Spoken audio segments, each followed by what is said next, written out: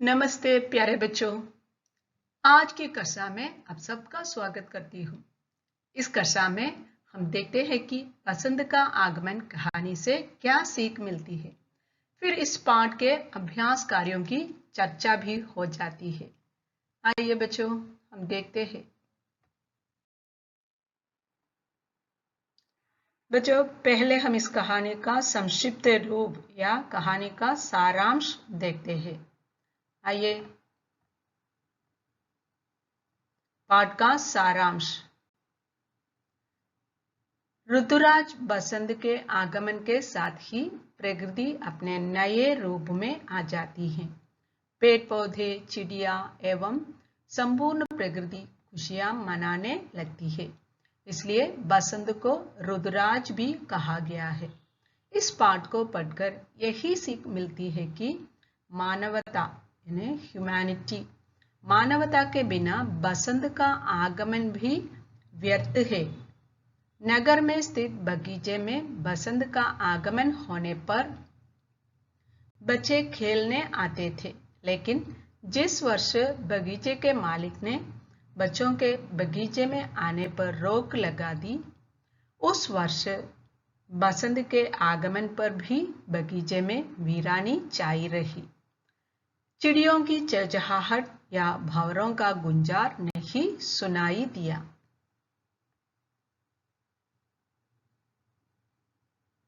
अगले वर्ष बगीचे की दीवार टूट जाने से बच्चे बगीचे में फिर से आने लगे। बच्चों की खिलखिलाहट से फिर से बगीचे में चहल पहल होने लगी। उस वर्ष बगीचे में बहार आ गई। इस घटनाक्रम को देखकर बगीचे के मालिक को एहसास हो गया कि मानवता की राह पर चलकर ही प्राकृतिक सुख सुविधा का लाभ मिल सकता है। जो यही इस कहानी का सार या सारांश है। मानवता की राह पर चलकर ही प्राकृतिक सुख सुविधा का लाभ मिल सकता है। यही इसका सार। बच्चों, इस पूरी कहानी का सार हम इस वाक्य में कह सकते हैं। मानवता की राह पर चलकर ही प्राकृतिक सुख सुविधा का आनंद उठा सकता है। इसका मतलब क्या है? यदि हमारे मन में प्रेम, भाईचारा, दया जैसे अच्छे गुण हो, तभी हम इस प्रकृति से मिलने वाले सुख का अनुभव या आनंद का अनुभव कर सकते हैं। इसका एक बार फिर हम ये वाक्य पढ़ते हैं। मानवता की राह पर चलकर ही प्राकृतिक सुख सुविधा का आनंद उठा सकता है। बच्चों, इस पाठ के अभ्यास कार्य देखें।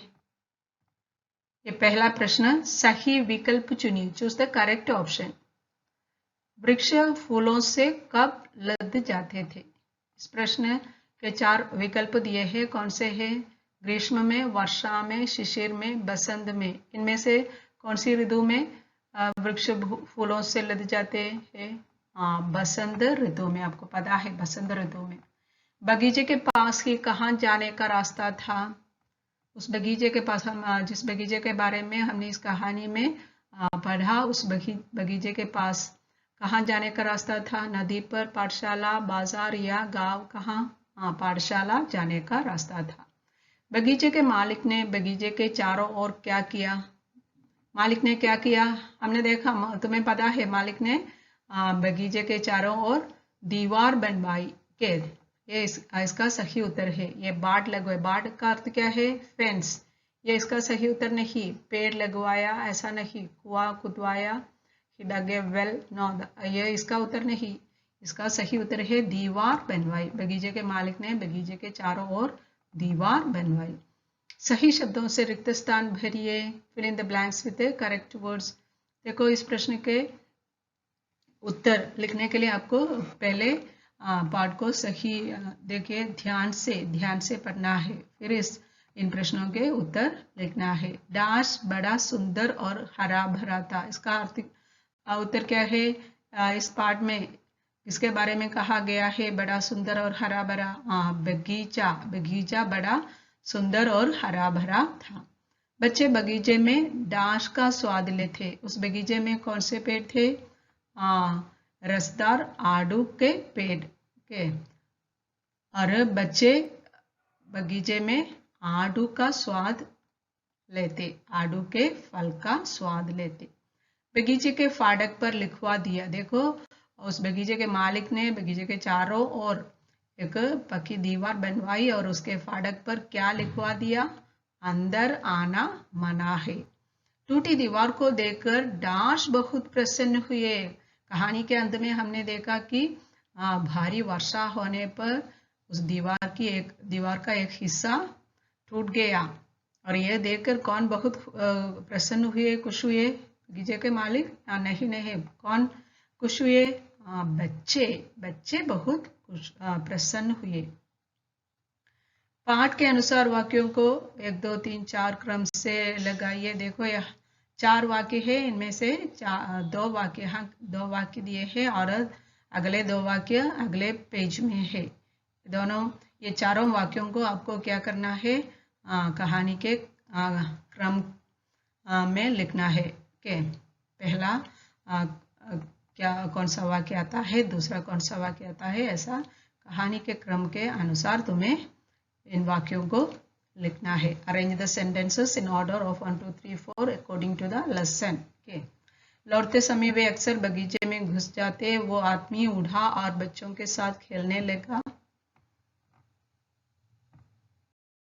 अगला वाक्य है, नगर में एक बगीचा था। रुद्रराज बसंत के आते ही पेड़ फूलों से लद जाते। देखो बच्चों, सही क्रम में बताने पर इनमें से पहला वाक्य कौन सा है? नगर में एक बगीचा था। अगला वाक्य, रुद्रराज बसंत के आते ही पेड़ फूलों से लद जाते। और तीसरा वाक्य सबसे पहला वाक्य है, लौटते समय वे अक्सर बगीचे में घुस जाते। और अगला 14 वाक्य है, वो आदमी उठा और बच्चों के साथ खेलने लगा। सही क्रम में बताने पर इन वाक्यों का सही क्रम ये है, नगर में एक बगीचा था। रुद्रराज बसंत के आते ही पेड़ फूलों से लद जाते। लौटते समय वे अक्सर बगीचे में घुस जाते। वो आदमी उठा और बच्चों के साथ खेलने लगा। यह है इन वाक्यों का पाठ के अनुसार सही क्रम। अगला है, इन प्रश्नों के उत्तर दीजिए। Answer these questions. पहला प्रश्न, बसंत ऋतु में प्रकृति में क्या क्या परिवर्तन दिखाई देते हैं? बसंत ऋतु में क्या परिवर्तन दिखाई देते हैं? What are the changes you can see in the nature during the spring season? सबसे पहले हम कह सकते हैं सारे पेड़ पौधे फूलों से लद जाते हैं बसंत ऋतु में। और ये देखो, पेड़ पौधे फूलों से लद जाने पर ये पक्षी आते हैं, पक्षियों की चहचहाहट और भंवरों का गुंजार सुनाई पड़ते हैं। देखिए, और सारी प्रकृति में एक प्रसन्नता का भाव आ जाता है।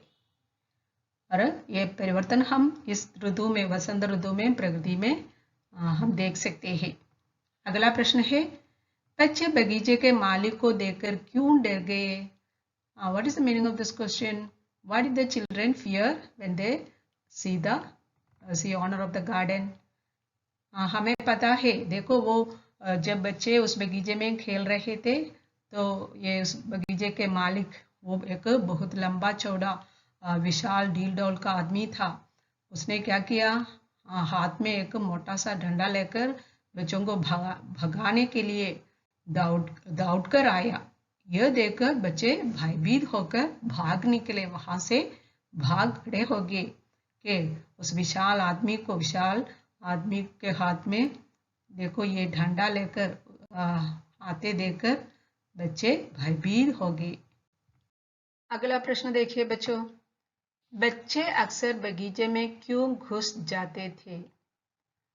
Why did the children go to the garden often? What made them go to the garden often? हमें पता है वहां जाकर खेलने कूदने और वहां के उस बगीचे में जो आड़ू के पेड़ थे, उन आड़ू के पेड़ों के फल खाने के, रसदार फलों का स्वाद लेने वे बगीचे में घुस जाते थे। कि वहां जाकर खेलने कूदने और आड़ू के पेड़ों के फल खाने के लिए। अगला प्रश्न है, बगीचे के मालिक ने बच्चों को रोकने के लिए क्या किया? ये बच्चों के वहां उस बगीचे में आकर खेलना और आड़ू के फल खाना किसको बिल्कुल अच्छा नहीं लगा? बगीचे के मालिक को अच्छा नहीं लगा और उसने क्या किया? बच्चों को वहां उस बगीचे में आने से रोकने के लिए उसने उस बगीचे के चारों ओर एक दीवार बनवा दी, एक पक्की दीवार बनवा दी और उसके फाटक पर लिखवा दी, अंदर आना मना है। बगीचे का मालिक उदास क्यों लेटा था? और कहानी के अंत में हमने देखा उस बगीचे का मालिक उदास लेटा था। वो क्यों उदास लेटा होगा? बगीचे में बाहर न आने और पेड़ पौधे में फूल न लगने से बगीचे का मालिक उदास था। ओके, देखो बच्चों, ये चित्र जरा ध्यान से देखिए। इस चित्र में क्या क्या दिख रहे हैं आपको? बहुत सी चीजें हैं, बहुत से लोग हैं, है ना? और यहाँ कुछ शब्द भी लिखे गए हैं। देखिए, बगीचा, लड़का, झूला, गिलहरी, लड़की, हंसी, तितली, टोकरी, आम, माली, ये सभी शब्द यहाँ दिखाए गए चीजों के या यहाँ दिखाए गए लोगों के नाम है। ये माली किसका नाम है? माली कहने से आपको क्या पता लगता है? पता होता है माली कहने से आपको पता होता है कि ये बगीचे की देखभाल करने वाले को ही माली कहते हैं। और बगीचा कहने से बगीचा का अर्थ भी आपको पता है किसका नाम है? बगीचा। लड़का, छोटा बच्चा, छोटे बच्चे को ही लड़का कहता है। झूला, इसमें बैठकर हम झूलते हैं और इसका नाम है झूला। गिलहरी, स्क्विरल का हिंदी नाम है गिलहरी। और लड़की, और ये बच्ची को हम लड़की कहते हैं, इसका नाम है। हंसी, हंसने का काम, ये लड़की हंसती है और इसे ही क्या कहते हैं? हंसी, लाफ्टर के। और ये क्या है? इस टोकरी में आम, इस फल को आम कहते हैं। और टोकरी, ये बास्केट का नाम है टोकरी। और तितली, ये सब शब्द किसी न किसी वस्तु या व्यक्ति के नाम को ही बताते हैं, है ना? और देखिए अगला पेज बच्चों, ये शब्द देखिए, लड़का, लड़की और माली।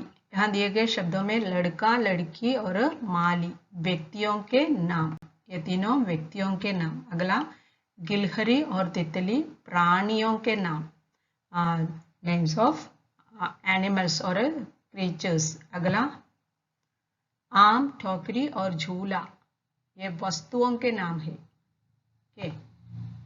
अगला, बगीचा एक स्थान का नाम है, बगीचा स्थान का नाम। ये हंसी भाव का नाम, हमारे भाव। इस भाव का मतलब क्या है? जो हम महसूस या फील करते हैं, समथिंग दैट वी फील और महसूस करते हैं, उसको भी क्या कहते हैं? भाव। ये हंसी, दैट वी फील, हंसी, लाफ्टर, ओके, ये भाव है। ये हंसी हमारे एक भाव का नाम है। इस प्रकार नाम अलग अलग प्रकार के होते हैं, सभी के अपने अपने नाम होते हैं। लड़का, लड़की, माली, ये सब व्यक्तियों के नाम है। गिलहरी और तितली प्राणियों के नाम।